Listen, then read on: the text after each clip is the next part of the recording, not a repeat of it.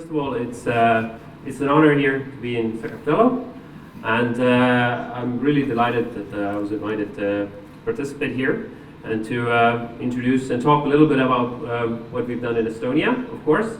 But actually, I'm here wearing two hats. It's also the EU BIM task group, what we're doing at the European level.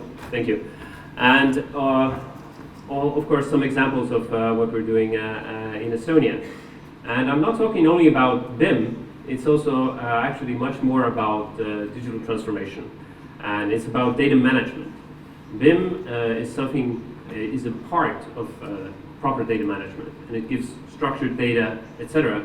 But it's not what we're, in a larger scale or in a larger picture, actually talking about. So, but the topic of my presentation to you here today is bottom-up or top-down. How to align or enable digital transformation in the construction industry, and I hope to give you some insights about what's going on internationally, Europe, activities that you all can actually participate and take part in, and I hope, as was mentioned before, that you are on your way to joining the European Union as well. Like Estonia did, like Latvia did, like Lithuania did, and as you heard from the ambassador, it has been quite successful for us. So I hope you can join us in that success as well. So let's see if this is working. Oh, this one's not working exactly. Just try and switch it on the computer. Ah, wait. I know. It wasn't active, so hopefully now. Still nothing? Okay. So we'll just use the screen. Wow. So something to brighten up your day with the screen. Really bright. So to emphasize the problem that we're trying to solve is that of the productivity of the construction industry. And as you can see, this is already a study done a while ago, a few years ago by McKinsey, a global study showing that the productivity of the construction sector, the construction industry, is really low and hasn't really changed much over the past 100 years. And this is in fact true globally and also in Estonia. And Estonian construction sector productivity is actually even lower than it is the average in EU. So the question is then, why the low productivity? I would say the biggest issue in the industry is the fragmentation. A lot of people from the IT industry, Estonia is well known for their IT, for e-government, etc. And I've seen a lot of IT companies, IT guys come and say, well, of course, you're one of the least digitized industries among all industries. As you see, construction is at the very bottom there. So let's fix it. We have all kinds of tools, we can develop services, etc. But then they quickly run into the problem, because it's not only about digitization. The much bigger problem is actually the fragmentation of the whole industry, because construction is actually very complex. In some cases, it's much more complex than manufacturing. High-tech manufacturing is, of course, one of the most complex industries you can imagine. But when it comes to construction, you have to look at the huge amount of stakeholders involved. You have architects, you have engineers, you have different disciplines of engineers, you have construction guys, you have contractors, you have subcontractors, subcontractors, you have developers, you have the client, you have the guys financing, and in the end you have the users and you have the maintenance guys. And this makes up for a huge amount of stakeholders. And a lot of these companies are very small. Most of construction industry is made up of very small companies. And if you consider the supply chain, how complex the supply chain, how many different materials, products you have that you can use, then you quickly start to realize that it's a very complex problem to solve.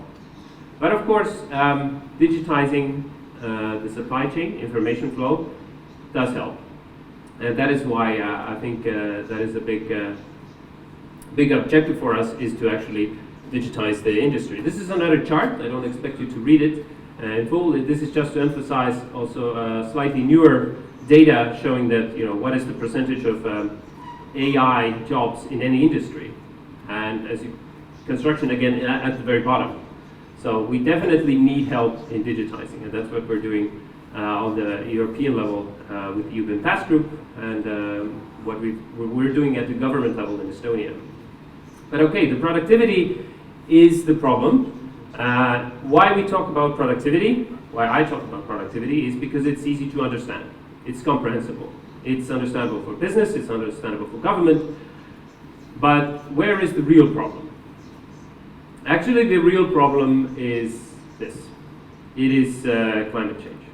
It is, I'm quite sure you all are aware of this. You've gotten to feel this here in Georgia as well. We have fires, we have floods, we also have poverty, poor living environments. And we're going to see a lot more migration due to climate reasons in the coming years. And when we talk about productivity, it's not only about being efficient in business, it's actually about using resources smarter. We need to use less resources, less materials, and we need to construct in a much smarter way. Again, to mitigate the impact we have on the climate, we don't maybe need to construct so much new stuff. We can reuse what we have, again, saving resources, being more productive, more efficient. And digitization helps us in that regard also to solve, the really big problems. But of course, I'm not here to talk about how to reverse climate change. That is a much bigger topic way over my head. So let's come back now to the productivity of the construction industry, which has an impact on climate. And how do we fix it? You have actually two approaches. You have, the bottom-up approach, or you have the top-down approach. With the top-down approach, we're mostly talking about governments, we're talking about legislation, requirements, public benefit. And this is what the European Commission is doing, this is what governments are doing in each of our countries, are trying to influence the sector and to improve productivity. Then, of course, you have the industry, the bottom-up approach. And this means business, this means industry. That's when we talk really about efficiency, is how to get more for the buck. So how to maximize returns and profit. Competitive advantage and, of course, business benefit is what drives the bottom-up approach. With the EU BIM task group, we're kind of a slightly hybrid organization. So first of all, who are we? The EU BIM task group is a voluntary group of public clients and policymakers involved with digital construction. So essentially we're kind of, sounds like top-down, but actually we are representing the public clients are also representing a large part of the industry. And they are the kind of lever or way to influence the larger industry in all of our countries, because public clients make up a huge % of all construction investment. Why the EU BIM task group is doing what it's doing? It's simple, because we want smarter European public clients. And again, what does it mean to be a smarter European public client? A smart client is the one who saves resources, again being more efficient, more productive, makes decisions based on data. So again, why we need digitization is to get more data to understand why we make decisions and how we make decisions, and in the end to make better decisions. And also we work together on the EU level so that we contribute to a common policy. So we're talking about standards, not reinventing the wheel every time, and sharing what we've already learned in one country or another, and to kind of bring it together on a European level. And how we do that? By supporting public clients in their endeavors to digitally transform the industry. And more specifically, this is a map of all the members of the EU BIM task group. Again, very bright. So as you can see, most European countries are there. Last year, or actually not last year, this year, I was in Kiev, and we also invited Ukraine to be a member of the EU BIM task group, because they are really really looking forward to also digitizing their industry, and regardless of what is going on, they see the future in rebuilding and reconstructing Ukraine in a smarter way. And also, I really hope we can extend this map and also kind of bring in Georgia from the on this map as well. So the EU BIM task group is I think very open to that idea, and as I said, we're not really an official kind of organization. We are essentially an unofficial group, but we are a group of people motivated, enthusiastic about digital construction, and we're also in kind of an advisory role for the European Commission. We have a very good collaboration with them, and we're working together with them to do a lot of things. More specifically, already some years ago, we put down all the ideas that we want to, or that we could achieve with the EU BIM task group. A lot of things. So this is a strategic and operational roadmap. You know, we have lots of activities grouped into 5 categories, 5 key objectives, and 19 specific activities. But of course, we can't do all of that, especially since we are a voluntary group, so none of us get paid to do this work. So we decided to narrow it down, so focus on 3 aspects, that is advising the European Commission, doing workshops, and also starting to organize a public clients BIM conference in Europe as well. A little bit about how those activities have progressed. The knowledge transfer workshops have been really successful. We've had 2 already this year. The third one is coming up in Rome. And of course, again, I would extend the invitation to take part in these workshops to you as well. Mostly we're looking for public clients, representatives of policymakers and public clients. So if you have any recommendations, please get in touch with us, and you're more than welcome to join one of the workshops. So we've already covered some important aspects about open BIM, about common data environments, and also now the one coming up in Rome is going to be about implementing BIM on an organizational level, or what does it mean for an organization to really digitize. Advising European Commission on certain activities and initiatives that they're doing. Again, going back a little bit, let's say 4 or 5 years ago, the European Commission was not really that active in digitizing the construction sector. Or, you know, for some time now in the public procurement directive, there's been a clause that you can use BIM, but that's about all. But recently, the European Commission has launched several initiatives focused exactly on our topic, on what we're doing in digitization of construction. There's the High Level Construction Forum. They published a transition pathway for construction. There is, just recently finished, was the Digital Building Logbook study, so how to digitize your built asset information on a country level, how to make it available, what are the kind of standards there. There's also an ongoing study for the support of the digitalization of the built environment, public procurement and SMEs in construction. This is, the consulting is done by PwC, so this job is still ongoing. It's expected to end somewhere in spring. So also, you can feel free to Google to look up all these studies, because they give you an insight of what is going on in Europe. Where are the directions, and where the digitization of the construction industry from the European Commission's perspective is leading. And of course, there's also the public procurement portal, BIM and public procurement, which is a new initiative, again launched by the European Commission. So all of these initiatives show that there's a lot of stuff going on the European level, and I recommend you check them out, and I'm sure the slides will be available after the event as well, so you can get access to all of this, and you don't have to make pictures of every slide. Okay, so now coming from the European level back now to a country level, in the case of Estonia, for example, how does a government influence a whole sector? I mean, of course, government has certain levers, certain ways it can influence a whole sector. And traditionally, it's been these. It's been legislation, education, process improvement. With process improvement, you also have mandates. Legislation is rules, regulations, laws. But in Estonia's case, there's one more thing we can use to actually improve or nudge the entire sector.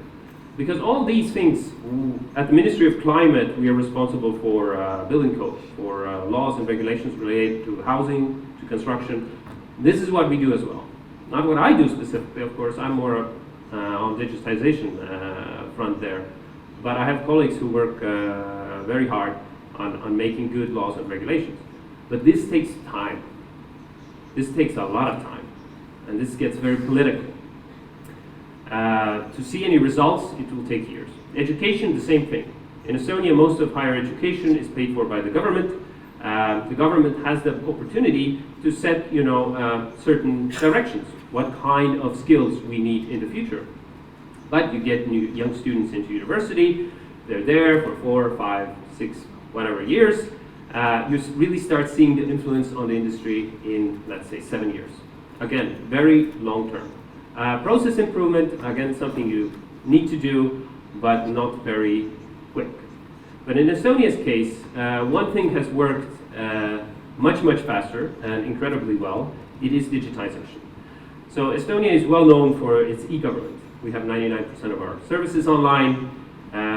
Everybody uses digital signatures. Nobody knows how to sign anything by hand anymore because you only do it by mobile or by computer. And this has had an enormous impact on our industry. And we see this as an opportunity to also influence the construction industry. So that's why we started developing the e-construction platform in Estonia. So what is the e-construction platform? In a nutshell, in one sentence, it's there on the screen. The e-construction platform's goal is to enable lossless exchange of standardized and trustworthy data between all stakeholders throughout the building lifecycle. So this means we really looked at the problem in the construction industry and how we can solve it with digitization. And the best way to solve it is actually to improve data flow, standardize data and make it accessible and reusable. This means structuring data, this means BIM, of course. But it's much more than that. It's breaking down the barriers between all the different stakeholders. As I mentioned, it's a very fragmented industry. And I'm sure you've all experienced this. Finding information regarding a construction project, a construction site, is sometimes painful. And you need to more often than not, recreate some part of that information. And then you get, different versions, different levels of information, etc. And it gets very complicated. And often you hand over your part of the job to the next stakeholder, and they don't really care much about your information. They work with their own designs, their own models, etc. So what we want to do with the platform is to make it easier to share information and to access it. And why the government steps in here is exactly the reason that the industry is so fragmented. Because you have a very project-centric way of thinking. There's project after project, teams change, always a very mixed set of teams. But there's always one party, one stakeholder involved in every project in construction, and that is the government. Through approvals, through permits, information about every project, every construction, every life cycle phase is reaching government systems. And we've had a digital building permits system in Estonia since 2016, and we've seen that in action, how this combines all different stakeholders in the industry. And that's why we decided to focus on a much more holistic picture, not just permits, but actually improving information exchange for the entire industry.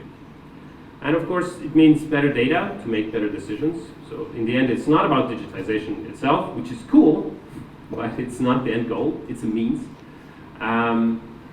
We want to make BIM business as usual, and of course public services, once we digitize them, they become more efficient, more transparent. But for me, the most important or the most exciting aspect of the e-construction platform is that it's not only about public services, it's about combining public and private services. So the platform is open to also private sector initiatives. So just to explain it quickly in a more graphical way, here's how you would depict an information system usually. You have the database layer at the bottom, you have services in the middle, and you have the user interface on top. And here are some of the services. This is not a complete list, but some of the services we've already had in the building registry since 2016. But we started expanding on that because we saw that the permit application, the usage permit, etc., these are all very good and nice things, but we can do a lot more with information. So we started developing a utility network database. So land surveyors collecting information with advanced equipment have somewhere to store that information nationally about utilities above ground and below ground. We have started implementing a BIM-based building permit system. So as I mentioned, we've had a digital permit system. All building permits in Estonia are digital. They're processed fully digitally, but they're kind of like digital paper. It's PDFs, it's drawings. So we have started to automate the process using BIM models. So we can do automated checks. So we can do a lot of advanced stuff, and we can make it even faster and even easier for the guys in municipalities reviewing all of these permits. We launched a national digital twin to bring as much information together for especially real estate developers to understand what are the limitations, where do you have utility networks, where do you have environmental restrictions, is there any construction planned in this area nearby, what are the zoning planning requirements. All of that stuff we bring together visually, and you can also download that and use it in your design software. Any part of Estonia, you get 3D models of the whole environment, the ground surface, everything. And you can upload your own BIM models there also to do shadow analysis, to publicly show what you're planning to develop, what you're planning to build, instead of having just drawings that is very hard to read by non-professionals. Even professionals, sometimes the drawings get very complicated. So definitely 3D is something much more understandable, and you should never underestimate the value of visualization. And this means we're connecting a lot more databases together along with the services, but we're not creating a super database. So we are, the whole e-government of Estonia has been built up based on distributed architecture, which means that we are connecting different services and databases, but we're not putting them all together into one system, which makes it vulnerable for attack, which makes it more difficult to develop. So, and yeah, we're expanding our services also beyond our ministry, so we're working together with a lot of other government agencies, because the e-construction platform is kind of connecting not only one specific ministry, but other government organizations as well. And again, the pink bars on the side represent the opportunity for the private sector to also bring in their services to the platform. And we're starting to see this happen. We have, for example, a private company who is doing solar energy potential calculations. So what they do is they pull the 3D models from the digital twin we have about buildings, and they look at the roof area and alignment angle. So they can calculate how much solar panels you can put on that roof.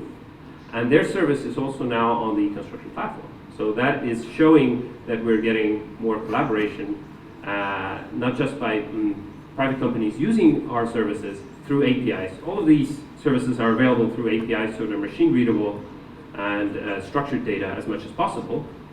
But they're also bringing their services to the platform. And I strongly believe that whenever there's a business model, whenever there is something for the industry to do, when you have a service that adds value, somebody's willing to pay for that, then the industry should do it. It shouldn't be the job of the government. Because government, to be honest, is always worse at developing IT systems. Unfortunately, that is the case. We do the best we can in an agile manner, but we are never as flexible as industry. And essentially, the e-construction platform is made up of these services. And it doesn't matter anymore who provides these services. They are accessible from one platform, and the idea is that they communicate with each other.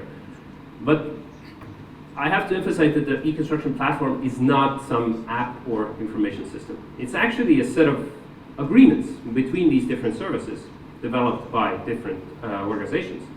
And the agreement is that we have a common IT architecture in terms of exchanging information. So we're talking about APIs. We have a common language wherever possible. So this is where we're talking about standards. I'm going to talk a bit more about that later on. And most importantly, we have a common philosophy, that we come out of our silos and we share our data that we have, and we look at the other services and data already available. So we don't always reinvent the wheel. Although it might seem sometimes easier, but if the data is standardized, it is easier to reuse and add on top of that.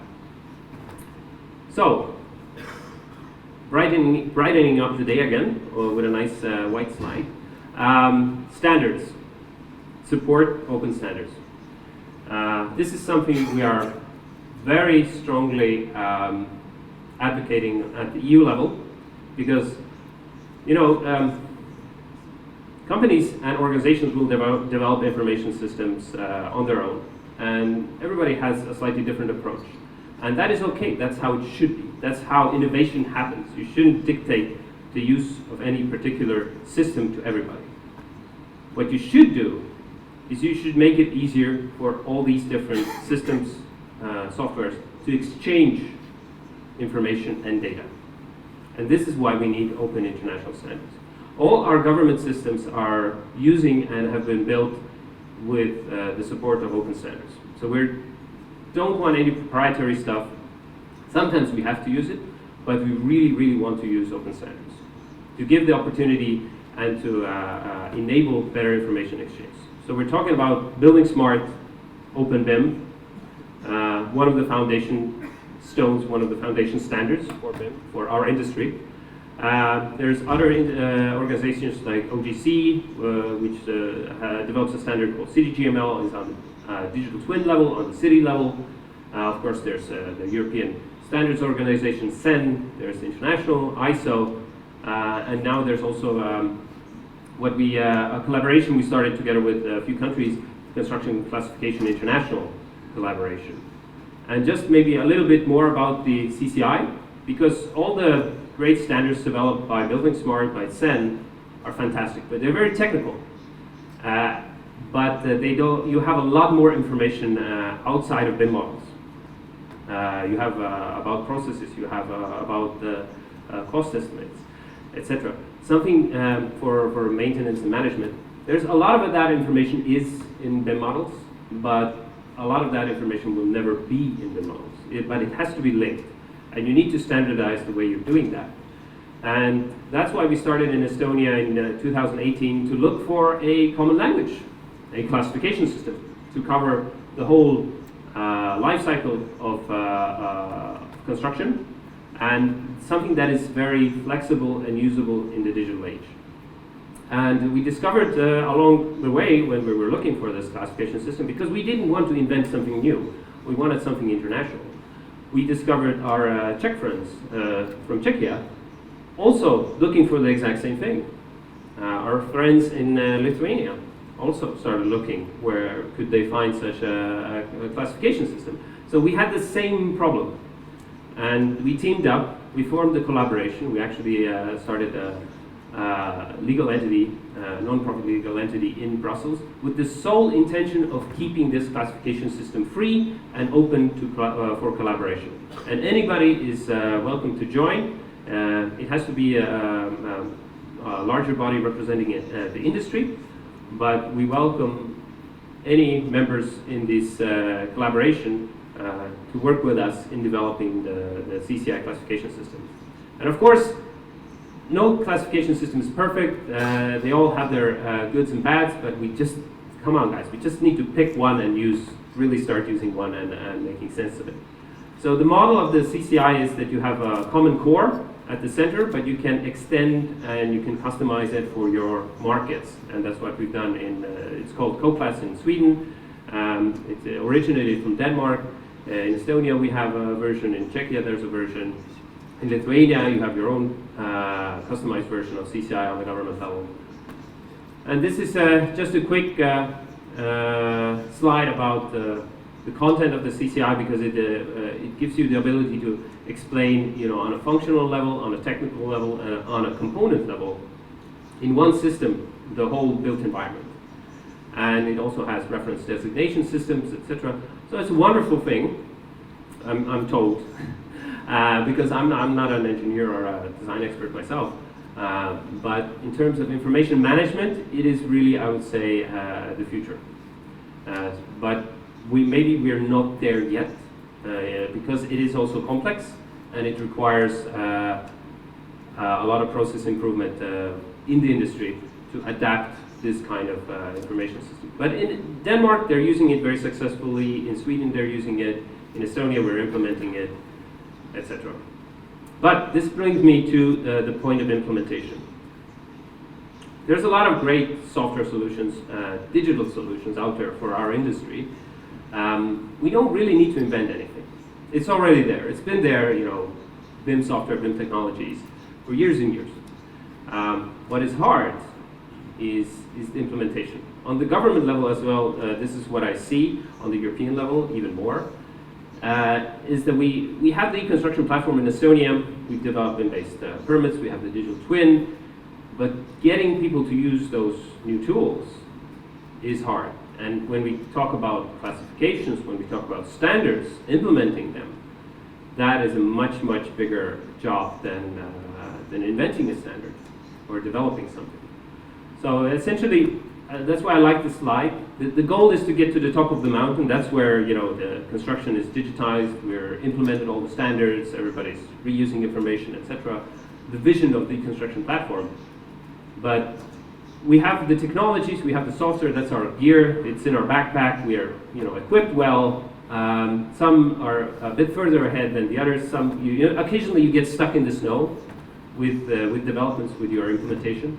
But you have to be persistent, resilient. You get up and you move on.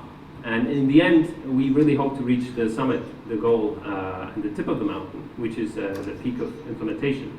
Of course, in some sense, the job is never finished, but you should always think about how you implement and consider that this is a bigger job than just developing something. Excuse me. And that's why we need more and more collaboration. My presentation was about bottom up or top down, but it's actually both. It's collaboration between the public and the private sector. It's also collaboration between different institutions within the government, because that can be also very painful between different ministries, different agencies, to get in touch with each other, to align and synchronize their developments. But we need to do that if we really want to get to the top of the mountain and to implement and to achieve digital transformation in our industry. At the European level, we're doing this at the UN Task Group. We're really trying to make public clients the model clients, so they're kind of an example for the industry. In Estonia, we have Estonian state real estate. After me, you're going to hear from Dimitris about the great work done by Latvian state real estate. I mean, really an amazing public client who is a role model for all of the industry. And that's how it should be. Active participation and support from the private sector is needed. This is where I see a lot of good work being done by Building Smart in terms of standardizing, but also the associations of contractors, of architects, of engineers. We are working very closely with them in Estonia. They're good partners with us. We, in end of November, the biggest construction conference, we are hosting this together with all the associations. And we give out awards for the best projects, for the best buildings, for the best infrastructure, for the best engineer, best contractor, best client. But the key message is we're doing it together. Before, it used to be, every association had their own event, their own award ceremony. But now, we brought them all together to discuss joint problems and how to solve them, and also to celebrate together good achievements. Because, getting a project done is never one person or one organization. It's about a team. And that is really the thing I like about the construction industry, is because you can't get things done by yourself. You have to have a team, and you have to collaborate and get together. Open standards, international cooperation. Don't reinvent the wheel. That's one of the main messages. If you take one message from my presentation is really, don't reinvent the wheel. Look at the other initiatives, other stuff going on, use open standards. And just as a quick plug, an ad for Estonia, you can enjoy all the nice e-services, the e-government we have, by becoming an e-resident of Estonia. We already have over 100,000 e-residents. You can start your business. You can apply for a building permit as an e-resident, all in the comforts of your Georgian home here. So quick access to the EU market as well. So if you're interested, go check it out. Become an e-resident. I think this is a really nice initiative by the Estonian government as well. But with that, I think I'm more or less out of time. So I would like to thank you for your attention, and if you have any questions, feel free to send them to me or ask them right now. Thank you.